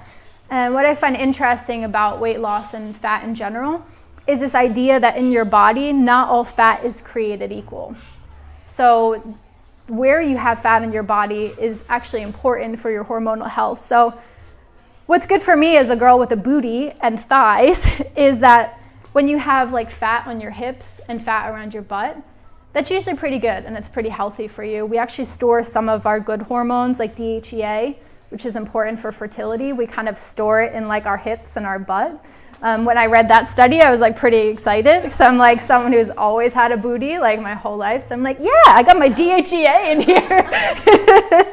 Making babies someday. But conversely, what we want to watch for is a spare tire or a muffin top. So this kind of fat that's around the middle, maybe around the back too. A lot of menopausal women get this too. They kind of get the muffin top, they get the spare tire. And the reason why we have to watch out for that is because abdominal fat creates its own estrogen, which is crazy. Fat, so they're starting to think about fat differently in the scientific literature. And we're starting to think more about fat as being a supplementary organ because it creates hormones. It's not just sitting there inert, it's creating as well. And so the fat that's around the middle can create estrogen. But when we say estrogen, there's actually 3 different kinds of estrogen. 2 are good and 1 is not so good. And the one that's not so good is called estrone. And that's the one that, when you hear that estrogen can cause breast cancer, things like that, it's usually this is the estrogen that people are talking about. And what's important about abdominal fat is that's the kind of estrogen that abdominal fat creates. So if you just remember that, you don't have to remember the science of it, just remember the more fat you have around your middle, the more estrogen you have, and it's not the good kind. And if you have excess estrogen, you may find you're getting breast pain throughout the month. You may find that your bleeding is really heavy, super heavy, super painful. You may find with excess estrogen that you're having endometriosis, for example, super painful periods. Some people are throwing up with their periods. So, that's something to watch out for. And then if you just remember that that fat around your stomach it has been linked to things like breast cancer, cancer of the endometrial cancer, ovarian cancer. So we want to make sure, what are some things you can do for that? My favorite is a short burst of high intensity interval training. So 15 to 20 minutes max. If you're not familiar with that, people call it HIIT training too. And there's tons of YouTube videos on there, just of short routines, 10 to 15 minutes, kind of spending you can even do it on your own, it's 10 to 20 seconds of working out at kind of max capacity, followed by a minute of more active rest. So that's my favorite thing, for getting rid of that. And it's also good for balancing your hormones, as long as we're doing it for a short period of time. So like I said before, about 45 minutes, it starts to get to be a problem. But it's a great way, if you're really busy, to just crowbar some exercise in there too. And you can actually do HIIT training with yoga too. Of just moving pretty quickly through poses and then taking some active poses for rest too. Yeah, so weight loss, and then, okay, this is my favorite one, and I saved my favorite for last. My last healthy hormone hack is hacking pleasure. And that's because orgasms, sure, one of my favorite things. Yeah. They besides feeling amazing and having lots of psychological benefits, they do something which is called a cortisol flush, which means they take all those stress hormones, the ones that are debilitating your hormonal balance, the ones that are breaking up your the pattern of hormonal balance, and they flush it all away. So I usually prescribe orgasms to clinic. At least. And that's the thing, you know, and the point is, you know, this is for people who are not partnered up too, you know, and it's not just about orgasms. A lot of women have difficulty having orgasms, and that's completely fine, you know. So pleasure of any kind, but especially physical pleasure, is going to help with this cortisol flush. So that, you know, if you're single, like, the women may have this combination of like, I'm single and I can't orgasm, like, so how do I get those, you know? Or I'm partnered up and I'm having a hard time orgasming. Just physical touch, you know, like if you're single, for example, go get a massage with somebody, go get body work, have someone physically touch your body, make sure that you're hugging your friends, you know, if you have a friend who's just like, can we just cuddle for 5 minutes, you know? Because you're gonna get this flush. And you're also going to get a release of oxytocin, which is our bonding hormone. It's the hormone that comes out when you have a baby. It's the hormone that comes out when you breastfeed. It's the hormone that comes out when you're touched, when you hug, when you have a great conversation with someone where you feel really met and you're like, wow, I just feel so good. You're going to get that bonding hormone too. And that is one of the best things that you can do for your body. And, you know, how do you do that? Well, you prioritize pleasure, even if you have to schedule it in, even if you have to. Yeah, exactly. Even if you have to put a note, on your, you know, your planner that just says pleasure, and part of that has to be pleasure, and it doesn't have to always be sexual, you know. Sometimes for me it's like Beyonce for 5 minutes and dancing, you know, and I feel like a boost, you know. I feel that that's done something good in my body, just that 5 minutes, you know. It could be dancing and singing, but I think make sure that you're prioritizing the physical pleasure as well. And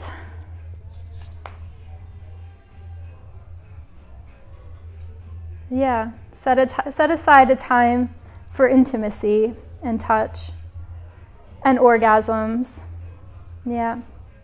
And if you find, you know, while we're just like talking about sex, if you find that your libido is low and you're either having a hard time orgasming or maybe you're not even interested in sex at all, maca powder, like she was asking before, you know, I find that can help. But like I said, you know, I find it difficult to have it raw. So if you have it raw and you get the red flush on your face like me, then kind of cook it up. But it can help to increase your libido, but also if you have an underlying hormonal issue, that could be hindering your libido too. Yes, yes, yeah.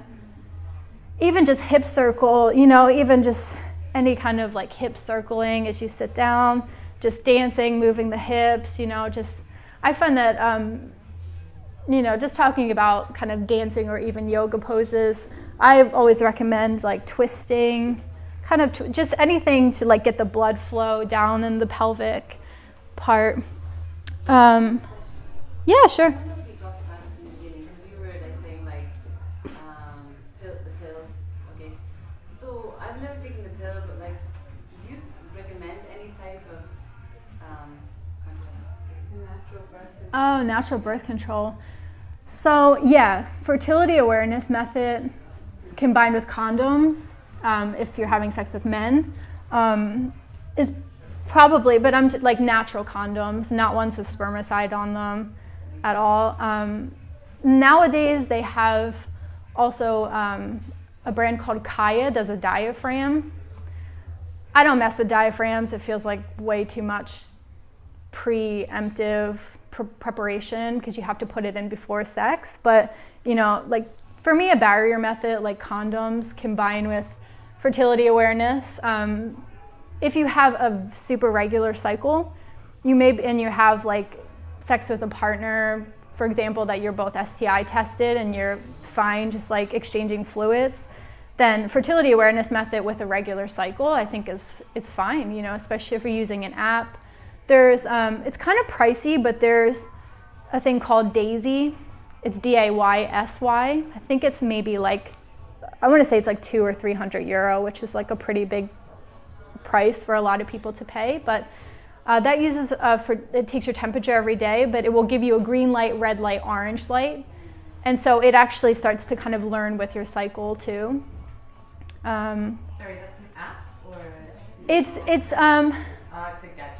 It's a gadget that's combined with an app too. But I mean, the thing is, it kind of takes all the guesswork out of fertility awareness. I actually just did, so I have a YouTube channel, and like the video I did yesterday was the dangers of period tracking apps. I use one, you know, but a lot of times it's wrong, and women are either getting pregnant, looking at it and saying, oh, the app tells me that I'm fine, you know, or conversely, women are trying to get pregnant. The app is wrongly predicting their like fertile window, and they're timing their sex all wrong, and they're saying, exactly, yeah, because even within a 28-day cycle, some women have a short luteal phase that maybe is only 10 days, right? And so the app's telling them, oh, you're ovulating at day 14 because that's when you should be. You're actually ovulating at, say, day 18, and you're missing the window completely. So I like the combination of like the app, but then using the traditional fertility awareness, things like taking your temperature every morning, and then checking your cervical fluid, which means kind of going to the bathroom, putting your finger kind of up. Yeah, no problem, thanks. Kind of putting your finger up, sort of like swirling it around. I like to get all the way up to my cervix, but you'll find, you know, you guys know what your cervix is. It's like the little, if you go up, there's a little bump that kind of feels like the tip of your nose, and it changes throughout the month. And so when we're getting close to ovulation, the cervix changes completely. It becomes the word show: soft, high, open, and wet. And so when you feel that, and this like, why were we never taught this? Like, our body is giving us these signals every single month. So what I like to do is a combination of, in the morning, I pee, I wipe myself. I kind of look, just like glance at the tissue to see, is there a lot of fluid on there, or does it just look like there's pee on there? Usually you can tell when there's a lot of fluid, you'll see there's kind of like, almost like a blob on the top. Like it looks shiny, and you can see it's kind of like after you have an orgasm, when you have like that fluid, it looks like more like that. That's usually a pretty good indication that you're ovulating. And you know, you're gonna put your finger kind of up inside, and if you see that a lot comes out in your finger, you're gonna do the touch test. If you can like move your finger on and it's slippery, feels almost like a lube, kind of. And then if you can stretch it out, check it, start doing this, start feeling your body. If you can stretch it and it stretches apart, you know, kind of like you can see a line between it, it's a pretty good sign that you're ovulating. And you're gonna look for other signs as well, like your breast may feel bigger, your libido might feel higher during that time of the month. And usually when women are ovulating, they just feel pretty good. Like you're like, I'm having a good day, like, yeah. And it's like, if you think about it from like an evolutionary perspective, your body's pulling out all the stops to get you pregnant. I mean, that's why we ovulate every month. Like, our body's doing this consistent dance of like trying to get us pregnant. And so it's no coincidence to me that when you're ovulating, it's the time that that you feel the best in your body. It's a time when you're getting checked out more on the street, and you're kind of like, hey, I'm having like a good hair day today. Like, something's going right. Like, I'm feeling good in myself. You may feel more confident if you're someone who suffers from anxiety or depression. You may find that that's lifted. It's like the clouds lifted. It may only be for a few days, but you're kind of thinking, what did I do differently that I'm suddenly feeling really good? You're probably ovulating. But I like to look at all these symptoms. So you have like, you know, you're looking for that kind of fertile fluid, which is like slippery. It's usually clear.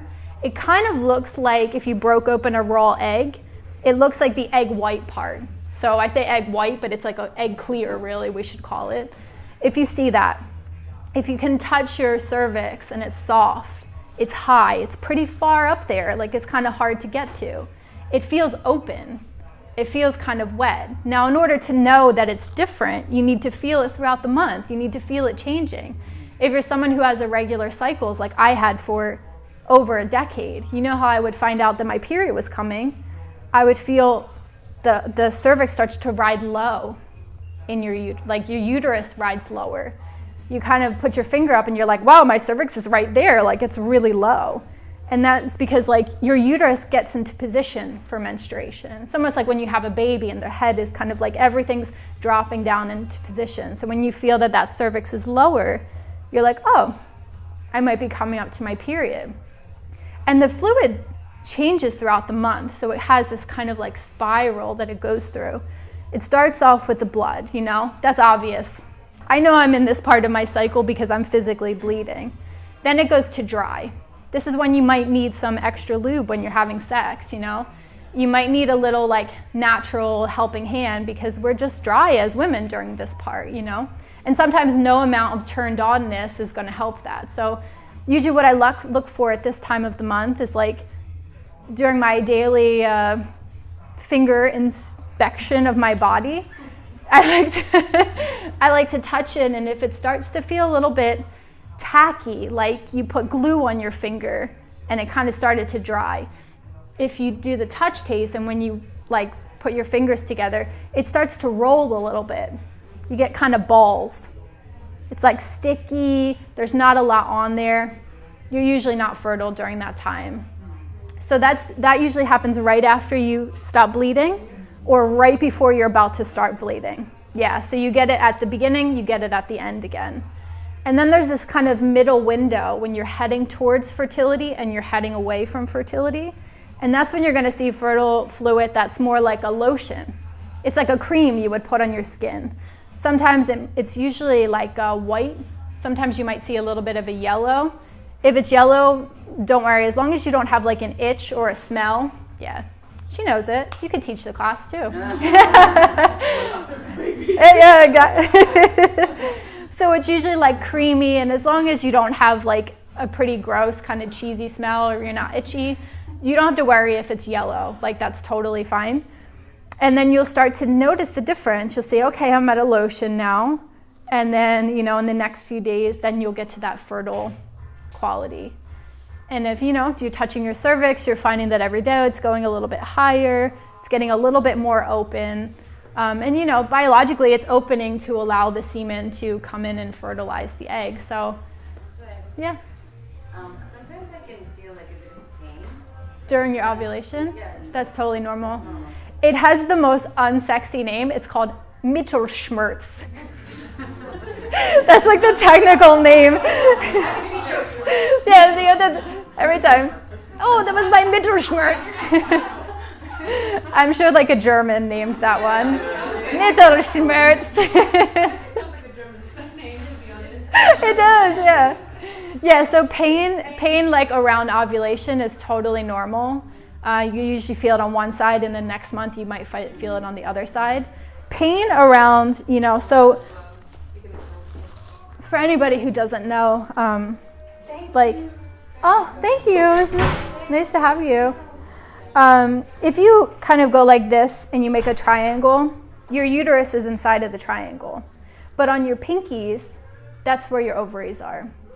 It changes when you're pregnant, and it kind of changes throughout the month. But in general, that's like a good rule of thumb. Like, you know, do the triangle. So if you're doing like self-massage, you know, you want to get into the uterus, you can kind of get down. So usually that's about where you might feel the pain is kind of on that side, a little bit closer to the hip. But the ovaries are a lot lower than I kind of expect them to be up here, and they're actually down a little bit further than you might expect. So if you get like a pain there or on the other side, and it's around your ovulation time, that's actually a really good piece of information, you know, to show you that you're probably ovulating too. If you get that pain like other times in the month, you may want to see your doctor and get an ultrasound. I used to have that kind of pain. Yeah. It happened, I was pregnant 3 times. In the 3 pregnancies, I used to have like ovulation and pain. But then of course the period would not come. Oh, during the pregnancies? That's when I used to know Then of course, I did the test later on, and it irritated. I don't know if it irritated my colon, but I used to be a lot in pain. I would think that I would be ovulating or because the period was coming. But that could be it too, you know, because sometimes you get constipation in pregnancy too, and it could just be getting to a place where that hard poop is just trying to get through. But I used to test that as well, and I found it really funny. Yeah. Because once I had to go for an ultrasound because I was really in pain in the ovaries. Yeah. And the ultrasound resulted pregnant. I was actually pregnant. And I thought there is no sign of pregnancy here, I'm okay. Oh, wow. But I was pregnant, and it was like, so if someone has this type, you know, of outside the normal ovulation time, at least for me it was also pregnancy. Yeah. Yeah. That's good to know, yeah. But yeah, you know, just watch out if you feel it like during other times of the month. But something else you might find around ovulation is you might get a little bit of spotting, and that's completely normal too. So I'm talking spotting, not enough to like use a tampon or anything, but usually around the time when I'm ovulating, it's a very good sign. I know I'm ovulating if I wipe myself and I see a lot of fluid, and there might be a little bit of blood on there too. Do you get emotional as well around ovulation? I do sometimes. I would say, like, I personally do, but like in a lovey kind of way. Not necessarily in like, not in like a premenstrual way, but just in a kind of like, I love you. Like, because, and that's the estrogen. So when we're around ovulation, it's when our estrogen peaks. And if you think about like, so progesterone is the calming hormone, testosterone is kind of the virile hormone, and estrogen is not to make gender, you know, specifics, but estrogen is like the womanly hormone. And so that's the time of the month when we're actually the most womanly in that kind of way, in that soft, like perhaps emotional, perhaps like, you know, big voluptuous breasts and curvaceous, kind of like it's the embodiment of the mother.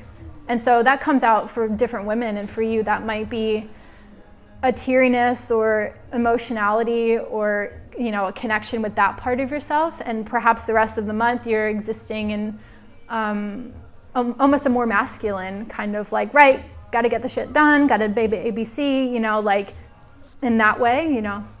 I'm not purporting to like know your like flow throughout the month, but perhaps that's what it is. Perhaps it's like tapping into that excess estrogen during that time of the month connects you with more of that like, yeah, watery, like I think it's a very kind of like watery time, you know. And it's funny to think about watery because when your estrogen's high, your limbs are loose too. Your joints are loose. That's why pregnant women can fall more flexible, but it's also easy to hurt yourself too. So when you think about exercising in science, it's like that's during the estrogen, that high estrogen phase, like you can injure yourself too. So it's watery in all senses. There's like you're flowing with your secretions, and your cervical fluid is like very high. You're kind of flowing through that more womanly part of your body, but then you're also kind of like your limbs are sort of watery at that time too. Yeah. Go ahead. Mentioned Yeah. when during the other parts of the month when you are a bit drunk, you mentioned the use of natural sort of aids. Like, are there anything? Yeah, there's that can help not be so coconut oil. Yeah, that's probably my favorite, unless. Excuse my ignorance, but how do you do it? Well, one thing I will say is not to use. Sorry. Yeah, I mean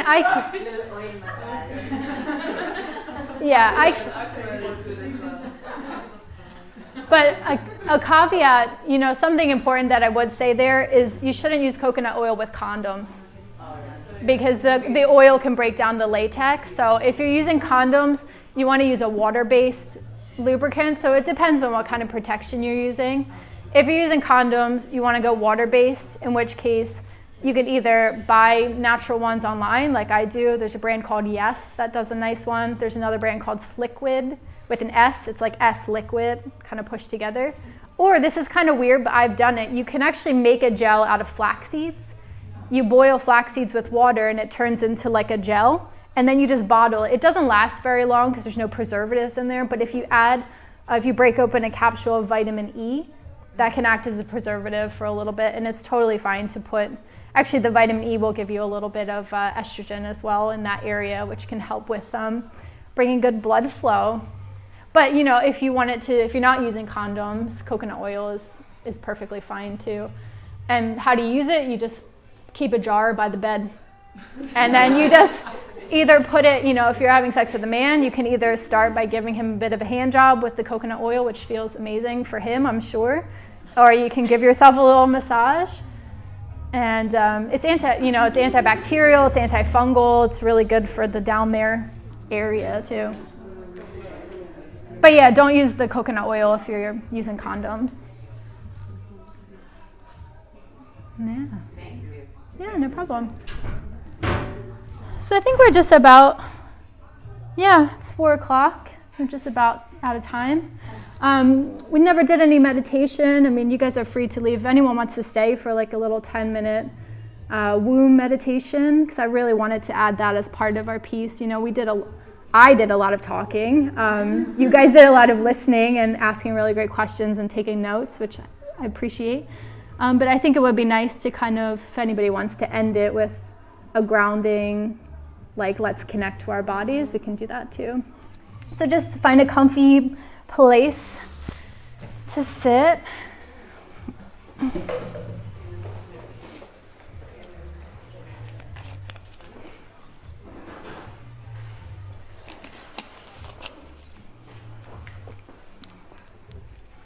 When you're ready, you can close your eyes.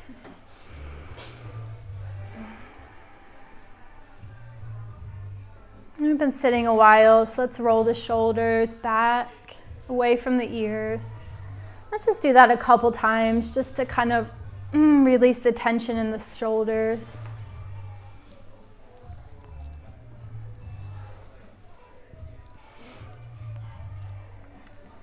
And come to a place of stillness. Let's take our hands and place them over the lower abdomen. So right on the womb space, you can kind of nestle them in, one on top of the other.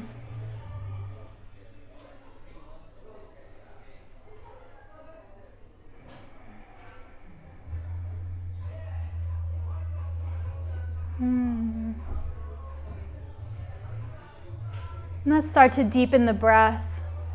So with each new breath, just taking in a little bit more air.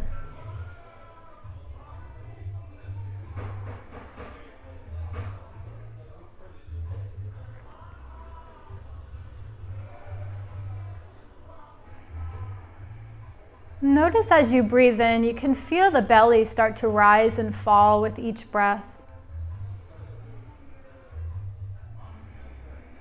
And if you're a regular practitioner of meditation, you're probably pretty familiar with this, feeling the breath and the belly rise and fall. Today we're going to do something just a little bit different. I want you to try to send the breath even deeper to where your hands are at the lower abdomen.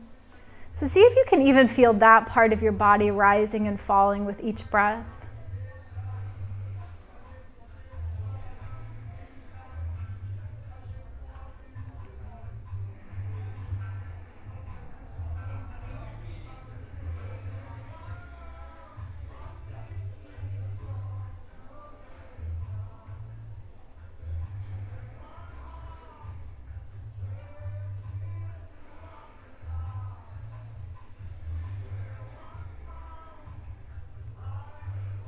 And sending the breath so deep down into the body that it fills up the entire pelvic floor area, the entire pelvic bowl.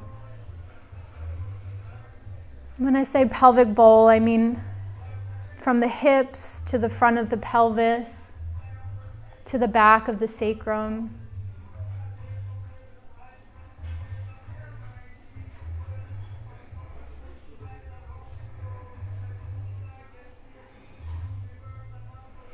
This area of muscles and energy and organs that houses some of our most important organs. And as women, when we're mothers, if we're mothers. It will also house our precious babies as well.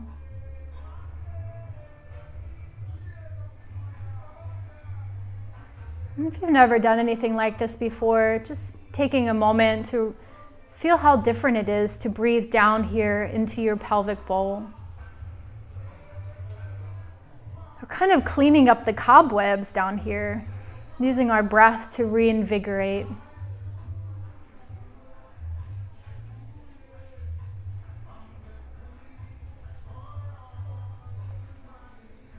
And we know, and science also backs us up, that where the breath goes, the energy goes, the blood flow increases.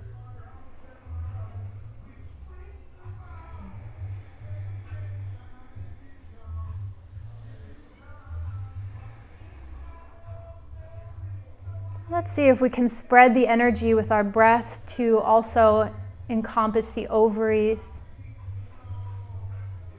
So traveling down the hips to that low point where the inner thighs meet with the groin.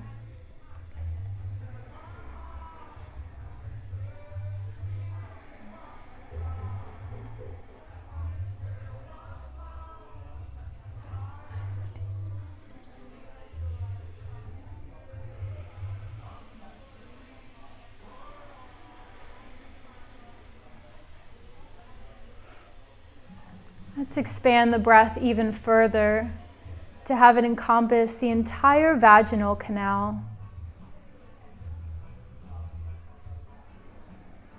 So as we breathe down, the breath, the focus, the energy is filling the entire pelvic bowl.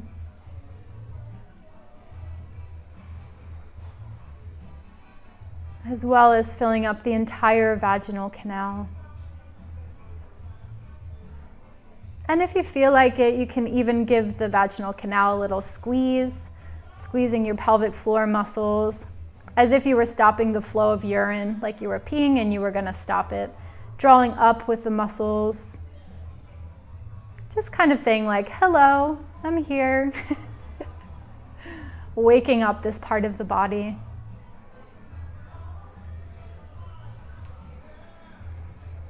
Notice if you're holding any tension in the lower abdomen. If you feel that you're gripping or pulling in, just release.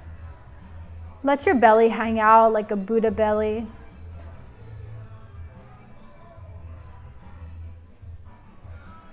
All softness here.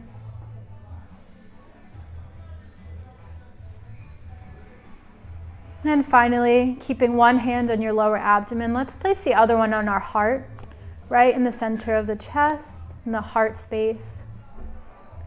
And we'll just finish up by moving the breath from the pelvic floor, from the pelvic bowl, all the way up to the heart and back again. So I usually like to do this with the inhale, thinking about the energy moving from the bottom to the heart, and the exhale, dropping it back down again. But if you like to do it the opposite way, meditator's choice, whatever feels good in your body.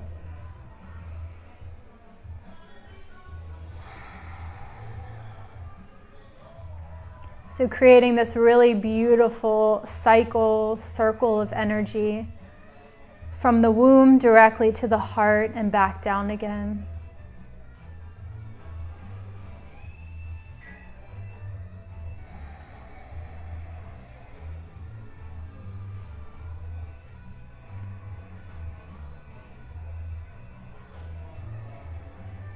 Let's place the palms together in front of the heart, palms kissing each other. Bow your head to your hands.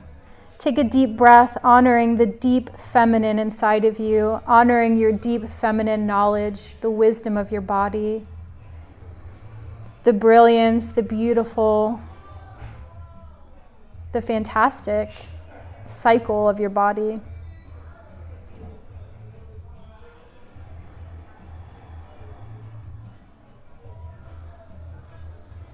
One more deep breath together.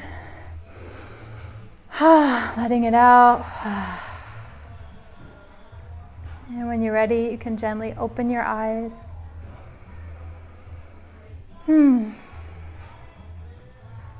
Thank you for sharing that with me. That was a really nice way to end the class as well. Because I know, Thanks. Thank you. It can be a very dense topic, We talked about a lot today, and a lot of it was scientific and hormones, and I think grounding that energy down, bringing it back into the body is a beautiful way to end it. So, yeah, thanks. Thanks. If you haven't signed in on the sheet and you want some more information about me, about the clinic, about working together, or even, I have an online hormonal quiz that helps diagnose hormone problems. It's all free. So if you have your email address on there, I'll send you guys an email this weekend, where you can find various free things, or where you can work with me in the clinic or things like that. I've got a YouTube series all about hormones and balancing your hormones, so you can subscribe to that. That's all free education, information, as well as yoga classes on there and meditations and things. So, yeah. Thank you. Thanks.